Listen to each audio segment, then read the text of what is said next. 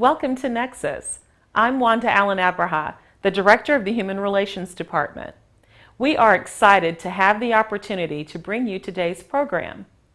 The Human Relations Department enforces and encourages fair treatment and equal rights for the citizens of the City of Winston-Salem. The Human Relations Department has three key areas of responsibility.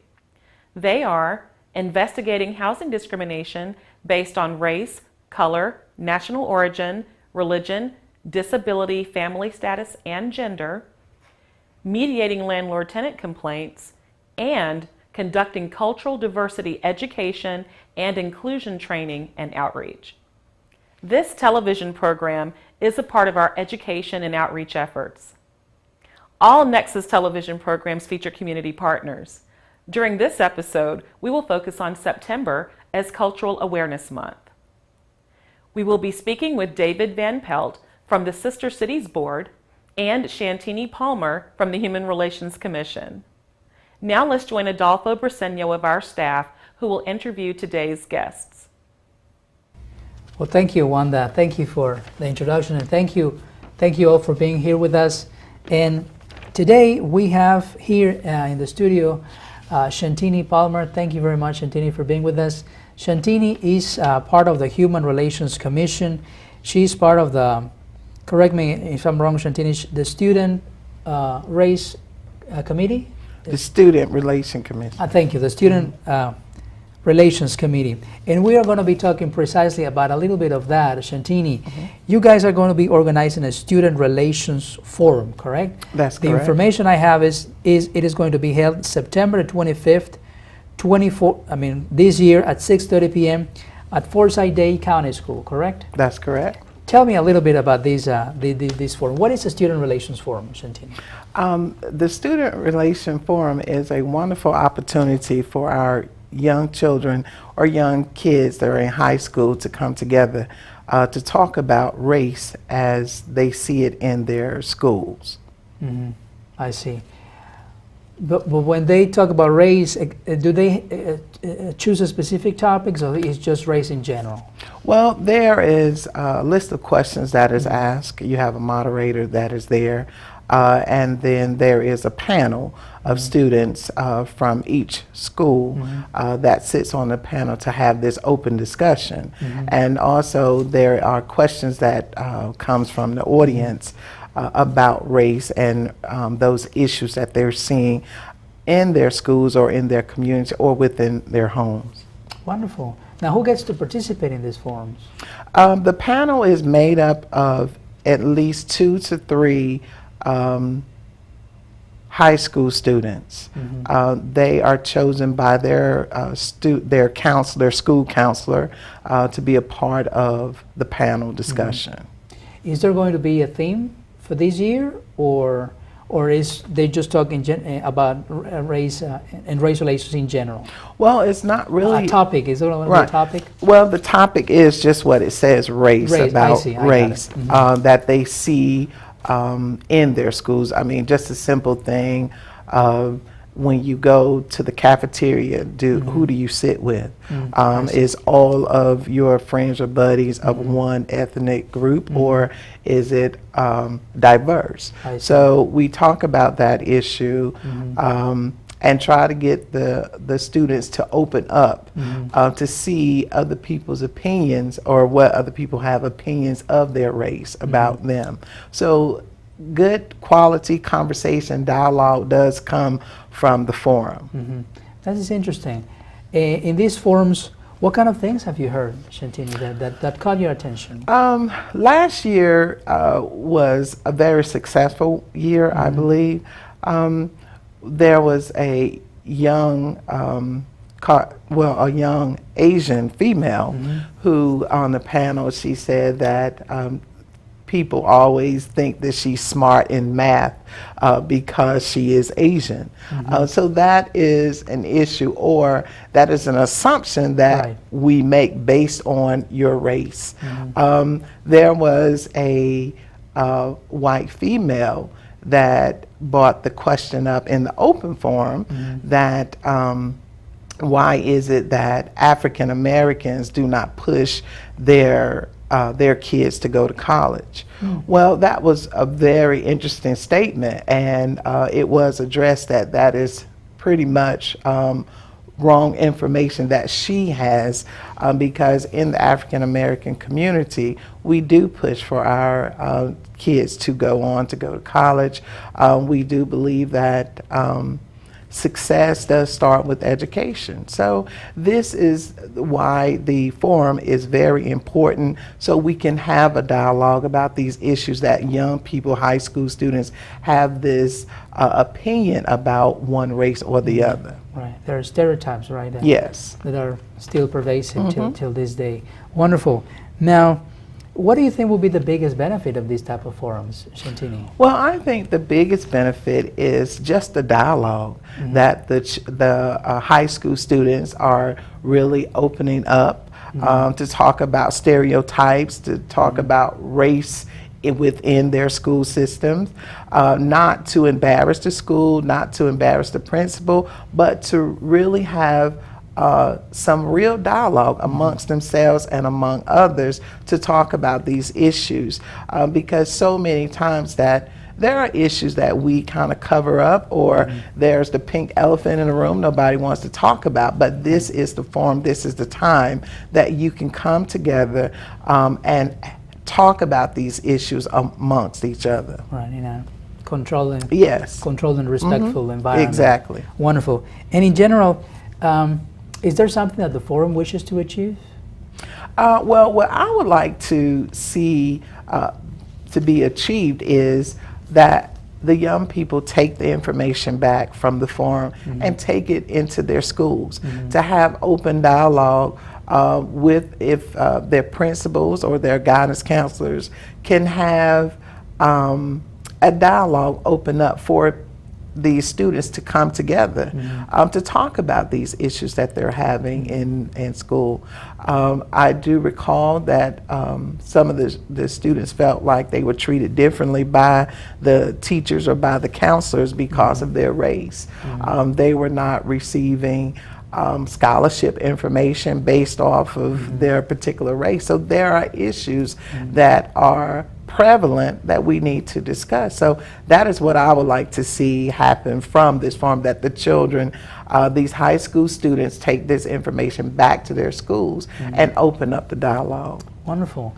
Now, do the teachers participate in this forum or just the students? Well, it is right now, it is the students that are participating, but we would like to see more of teachers and principals to attend the forum so they can get a true feel of how these young people are feeling, and the dialogue, so they can feel that it is important, as we feel that it is important, that these issues are talked about and discussed openly. Wonderful. Now, for the students and the parents at home that are watching this show, Shantini, how can they get involved if they want to? Is there a way? Yes. Well, the counselors at each high school will put the information out into the schools about the forum, which will be, as you stated previously, September the 25th at 6:30 at Forsyth Country Day School. It is, I would just say that it's a wonderful experience for the parents to come to participate. I would really like to see the entire audience filled, even people standing against the walls to just come and hear what these young people are talking about, or what they're feeling about race or stereotypes that they are seeing or what they believe. So I just think that get the parents involved. Parents, please come to the forum. It is open to the public. It is a controlled environment. There has never been a moment where anybody's in fear of anything. It's just dialogue. Young people are talking, and that's what we need to give them, the plight to talk, and that is what we're doing with the forum. Right, a venue for expression, especially if they're youth. The young tend to do that. Express their thoughts. Well, thank you very much, Shantini, for your time. Thank you very much, those of you that are at home watching. We have had here Shantini Palmer. She's with the Human Relations Commission from the Human Relations Department. Thanks again for your time. Thank you. And thank you for being with us. We'll be right back.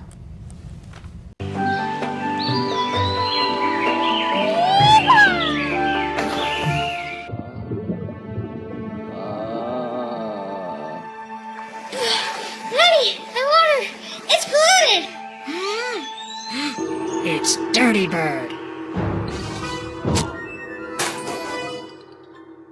Dirty Bird, don't dump waste into the stream. This is Lenny the lifeguard saying, hop to it, protect our water.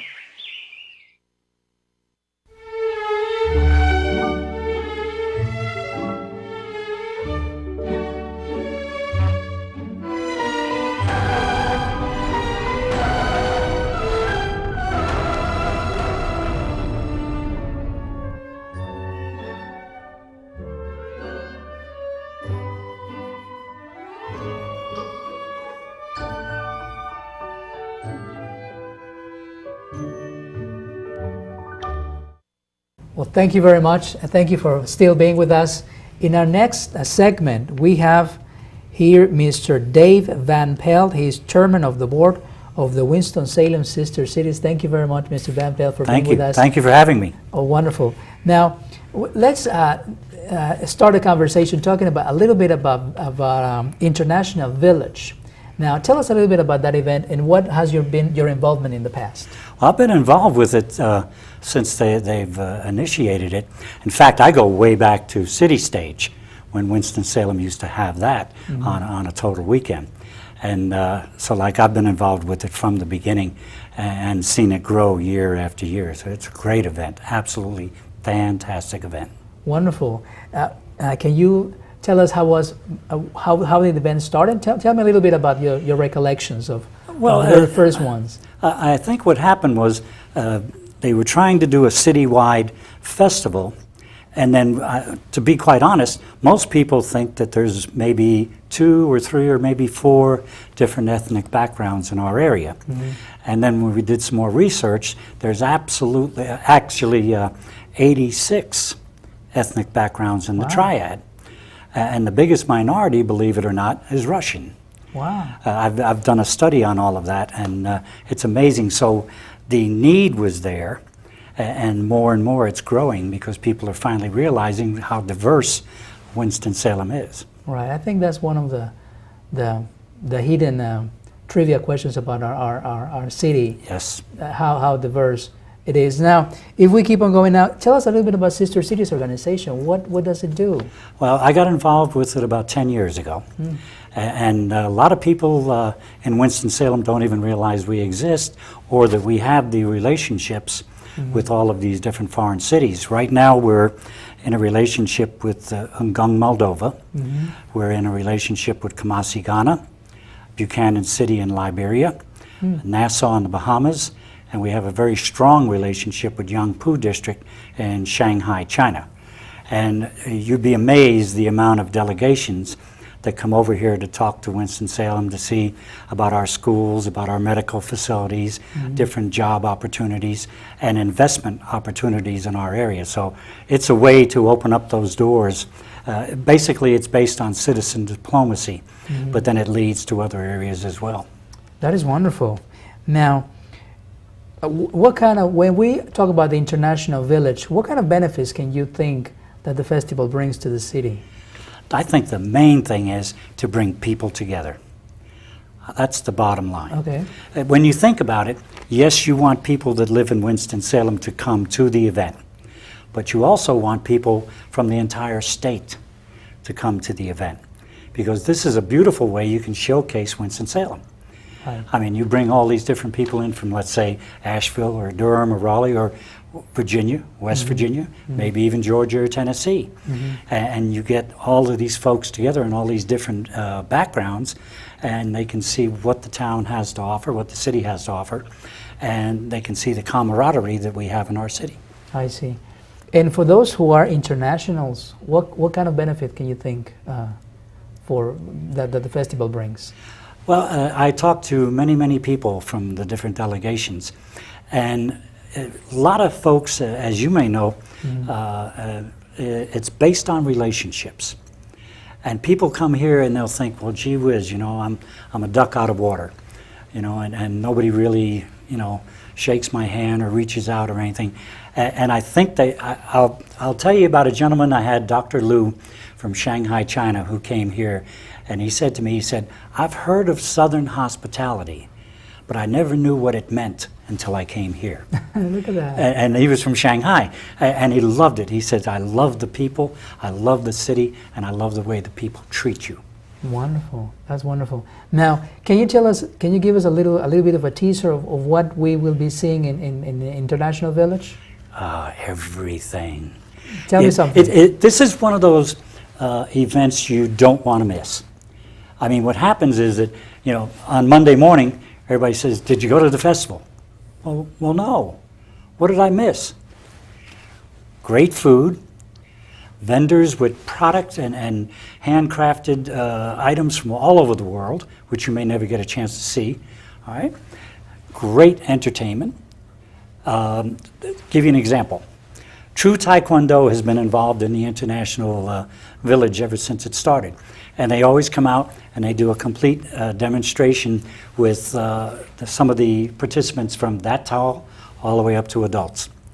And they'll be out there again this year. In fact, Master Douglas, the head man from there, told me that what he would do is they're going to have a little contest.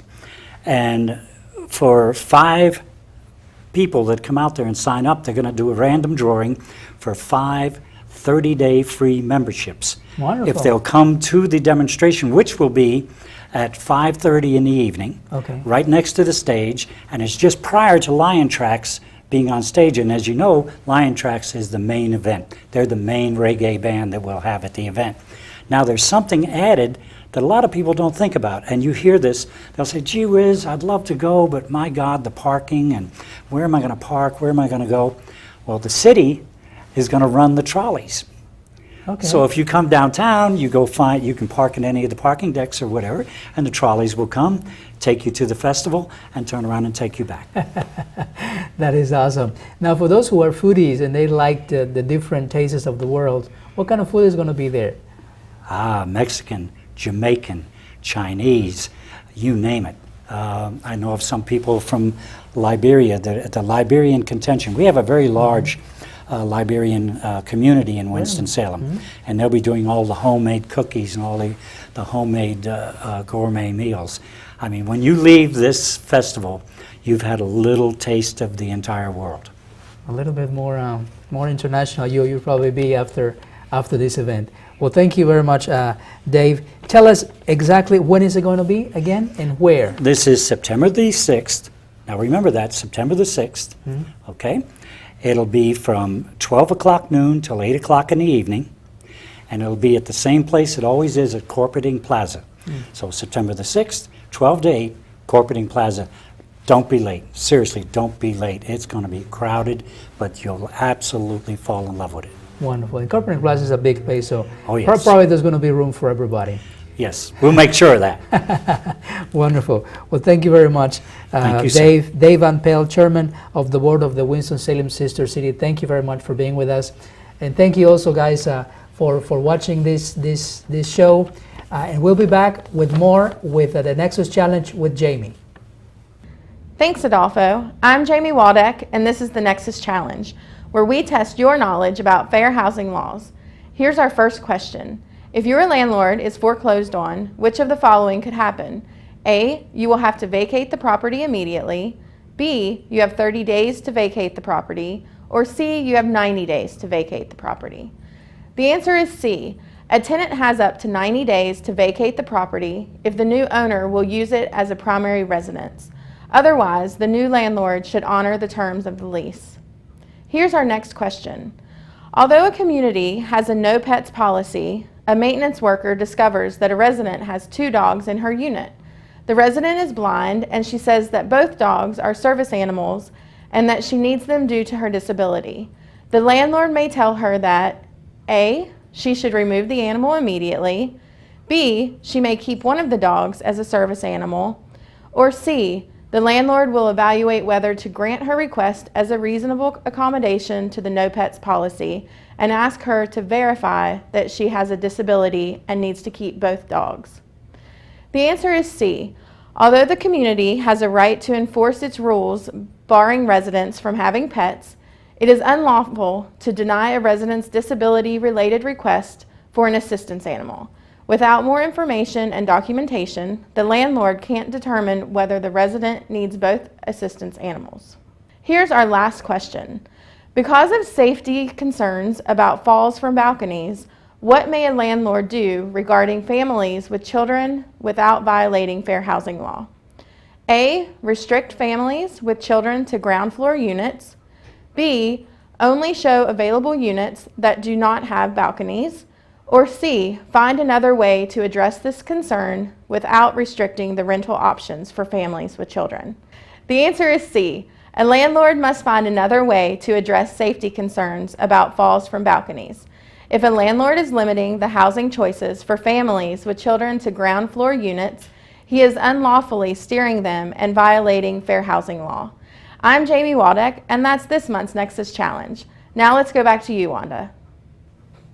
Thank you, Jamie. Before we go, here's a look at some upcoming events.